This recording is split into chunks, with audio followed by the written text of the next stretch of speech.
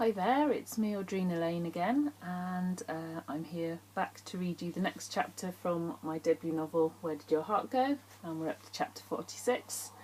Apologies for the state of my jumper, I've just come back from walking the dogs and it's now raining. Anyway, let's get started. In the back garden, Charlotte said, "I never get tired of listening to the soundtrack from Dirty Dancing." The familiar strains of She's Like the Wind floated out into the warm, calm night air. "Dance with me?" she asked Mitchell, turning to him as moonlight lit up her soft smile, casting long shadows around her on the pale grass. He stood up and pulled her close, their hearts beating in time to the rhythm of the song and each other. Her arms ran down his back to rest on the firm roundness of his arse. She pushed him into her tighter and felt his lips brush her forehead and cheeks on the way to her lips. They were lost in the music until Charlie had to stifle a yawn. They realised it was almost 2 a.m. After locking up, Charlie sagged against the strength of Mitchell, who silently picked her up and carried her upstairs to bed. She pulled her dress off and slid under the duvet, waiting for him to join her. And after some more loving kisses, she curled up in his arms and slept. Mitch looked down at the top of her head and whispered "good night" softly into her hair. When the sun started to shine through the curtains, they stirred and Mitchell carefully moved his arm from underneath Charlie's head. She opened her eyes and stared up at him. "Morning, baby." "Morning, Mitch," she replied, licking her lips and reaching up to pull him close. "So what are we going to do this morning?" he asked with a mischievous grin on his face. "Well, Mum's not here, so whatever we like," Charlie replied, with an equally cheeky grin. "I'm sure something was rubbing on my feet last night, so I'll pop down and check," Mitch replied, as he ducked beneath the covers.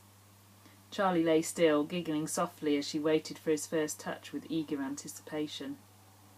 Mitchell located her feet and carefully tested the water by running his fingers over her toes. She started to laugh until he bent down and ran his tongue over them instead. Her laughter turned to sighs of pleasure as he kissed and licked his way up her lower leg, knee and thighs. He could feel her fingers scraping through his hair and gripping tightly when he got closer to the lace of her panties. Carefully he ran his tongue lightly against the edge of her inner thigh and paused to see if she pulled away. Charlotte breathed heavy at the feel of his closeness but stayed still and let him continue, as it felt too good to stop. His breath tickled her skin and she realised he had paused in case she wanted to stop. He stroked the outside of the lace and continued upwards over her smooth stomach and then to the hollow between her breasts. She longed to pull him further up so she could kiss him, but once again she paused and ran her hands down his neck and onto his back where she traced spirals with her nails. His tongue delicately travelled in a loop towards each nipple, sucking them until she trembled beneath him, working up her throat and then to her lips. She hungrily matched his kisses, and in a short lull she moved from beneath him and let him lie in her place. "It's my turn now," she purred, and with a kiss on his lips she dived underneath the covers. Mitchell let his fingers stroke her hair, mirroring what she had done to him. Her butterfly kisses on his feet, her hot hand reached up and touched him for the first time, and they both drew in breath. Charlotte peeped up from under the covers, and as it was getting rather warm, Mitch threw them off so that he could watch her. She knelt up and paused for a second. "How do you like it?" she asked. He reached down and covered her hand with his. "Like this," he breathed, as both their hands moved together. As she continued, he let go of her and was able to run his fingers over the curve of her waist and hips. He closed his eyes, letting go of all his pent-up frustrations and the feel of her skin on his. Pulling her hand away, Charlotte reached for some tissues and lay back down next to Mitchell. He turned so that their bodies lay touching from head to toe, as close as they could get. "I love you," Charlie said, kissing him. "I love you too," Mitch replied, kissing her back. "I could stay here all day." "Yes, me too. But I'm starving," Charlie said, pulling away to find her t-shirt on the floor from last night. She pulled it on and it just covered her bum. She turned to look at Mitchell lying on her bed and looking utterly delectable. Picking up his jogging trousers and throwing them in his direction, she asked, "Are you coming?" "Already did, thanks," he laughed, and stood up to pull them on as he watched a light blush appear all over her body. In the kitchen, Charlie put the coffee machine on and then turned to Mitch. "It's gone 9, so shall we have something that will pass as brunch to get us through all the dancing?" she asked. "Sounds good. How about scrambled eggs on toast with baked beans?" Mitch suggested. "I can help cook." "Good, because I'm a bit rubbish and burn things," Charlie said, laughing, as he caught her round the waist and pulled her close for a kiss. "You're very distracting in just my t-shirt and your pants," he murmured. When they sat down to eat, Charlotte turned the radio on and they listened to her mum. "Your mum is great," Mitch said. "Yeah, so's your dad," Charlie said between mouthfuls. "I hope they can sort things out when they meet next weekend." "I'm really scared about it all. After all, my mum nearly wasn't here. What if it goes horribly wrong and she gets depressed again?" Charlotte mused, putting her fork down as the seriousness of the situation hit her. "She's been so happy recently, happier than I have ever seen her," she said, reaching out for Mitch's hand. "I'm sure it'll be fine. Now come over here, I'm getting withdrawal symptoms." She slipped off the stool and into his arms. They reached the college just after 11. Only Mrs. Grantley was there as they walked in, and was soon warming up. "Do you need any help with anything?" she asked. "Well, I do have a suggestion," Mitch said. "Go on." "As we're doing the end routine from Dirty Dancing, there is a point in the film where the rest of the staff join in, and I thought it might be nice if the guys in my group could hook up with the girls in yours. I'll ask everyone else when they get here later, but I can't see why not. We can try and get a quick run-through on the Saturday after our main dancing." Charlotte stood and waited as the familiar strains of "I've Had the Time of My Life" poured out. She turned to see Mitchell, his finger beckoning her. Even though they hadn't danced together for a week, their first attempt was not too bad, although Charlie forgot some of the steps and the lift had to be aborted as Mitch wasn't ready. They stopped the music and returned to their starting positions again. The second attempt went a lot better, but still not perfectly.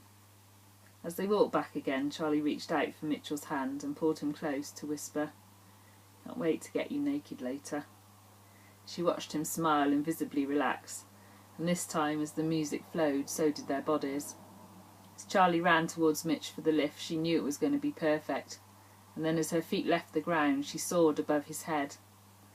Slowly she was lowered, and still holding tight to Mitch, she watched his lips meet hers before they finished the routine. When the music faded away, Charlotte heard clapping and turned to see Mrs. Grantley walking towards them. "That was breathtaking," she said. "I just couldn't take my eyes off you both. You have something very special when you dance." "You think so?" Charlie replied, looking from her dance teacher back to Mitchell, who still held her tight. "Yes, don't ever stop dancing," Mrs. Grantley advised.